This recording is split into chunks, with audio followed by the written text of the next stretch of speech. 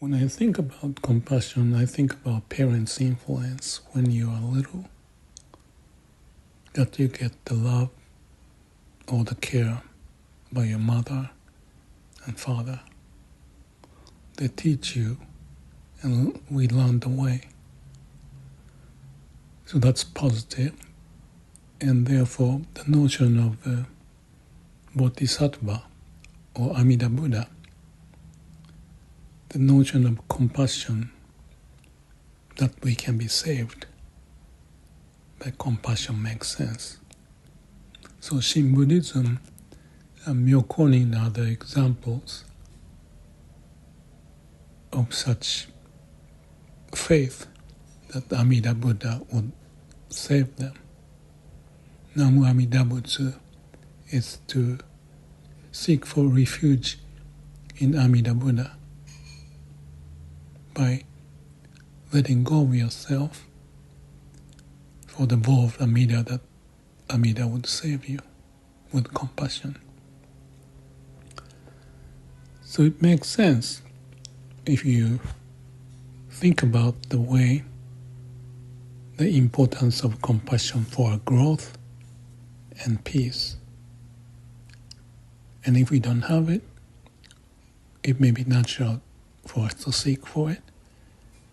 And if there's nothing around, the Bodhisattva or Amida Buddha's vow would appeal to many people.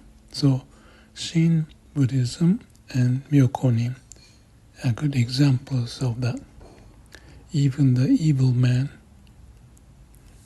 can be saved, is the vow. If you think about the evil man,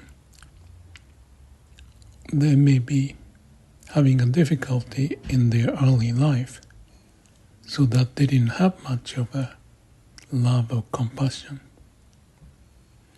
So is it their fault to be evil, or is it the society's fault if I say that?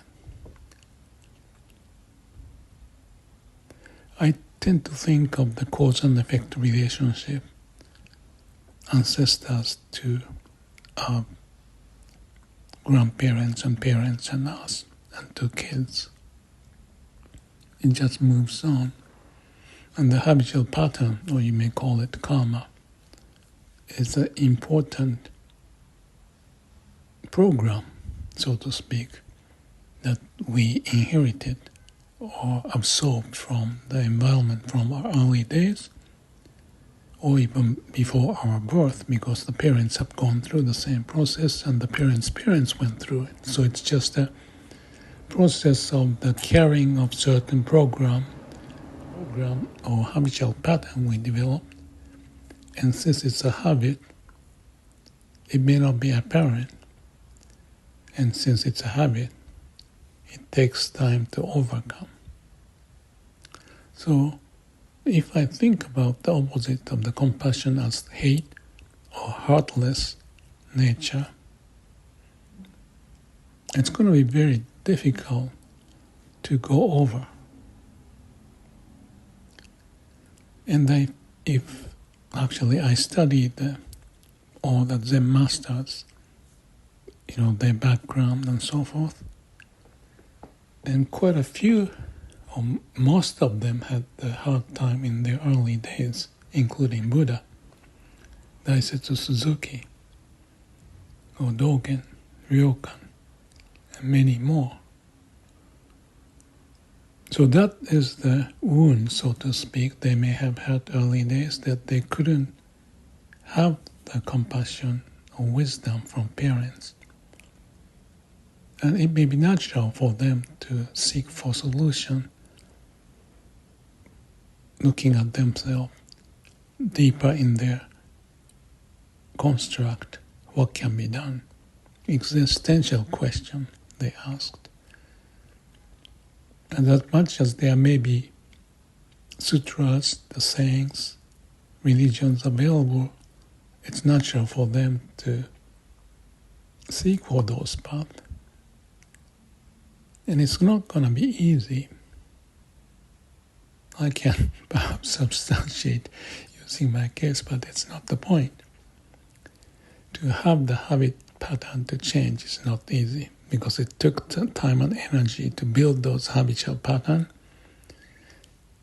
Physically speaking, to reverse it requires more time and energy.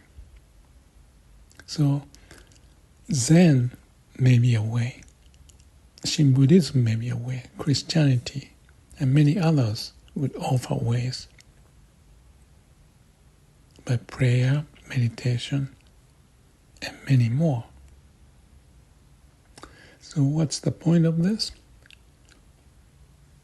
Those spiritual leaders have proven there's a way. Each case may be different, and they suggest certain technique or ways. Jesus Christ, Buddha, Lao Tzu, many more. And since we each have different background, to figure out what may fit may not be easy, but the bottom line is that it's feasible. So far as we seek for it with determination that there's a way, and devote yourself. But unfortunately, what I found from Zen and others is that seeking mind remain to be seeking mind. You seek for it, you cannot find it, then you hit the wall, and that's the beginning of Zen, for example, they say. If you cannot go anywhere and you realize that, that's when you start Zen. So Zen masters, including Buddha, have gone through that. All the other spiritual leaders may have gone through that, to be awakened, to save themselves. And Amida Buddha is one idea from Buddhism representing compassion, in my view, which says, I'll help you, save you, even you are sinners or evil person with bad habit. And there are people, Myokonin, Saichi, Shoma, many others, have proven that they have gone through the barrier. So, what's the bottom line of this? The bottom line is there's a way. In my view, the way is in line to the law of nature, the law of the universe. There are many, many, many stories of individuals who has gone through it. Spiritual leaders may offer a certain way, but for me, learning the way is good and important, but also to know the specific examples and what's feasible, what they have gone through. Well, not include the spiritual leaders to learn how they did it. But that's the game, very important game that we can play and we can find the way. Because of the background, some are more handicapped, you may say it.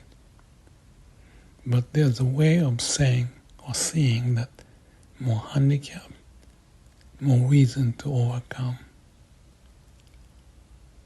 And there's a way, as exemplified by Buddha and others.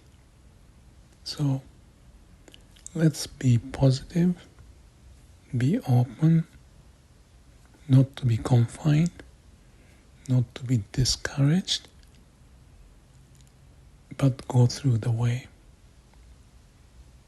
So far I have spent time on Zen and Shin, maybe due to my Japanese background. And it's easy for accessing all the information and the details that may not be as obvious for it. I wish I can share what I've gone through, but this post is basically to point each person's situation is different, but there's a way. To be sincere, truthful. If there's a will, there's a way. That's proven. Thank you.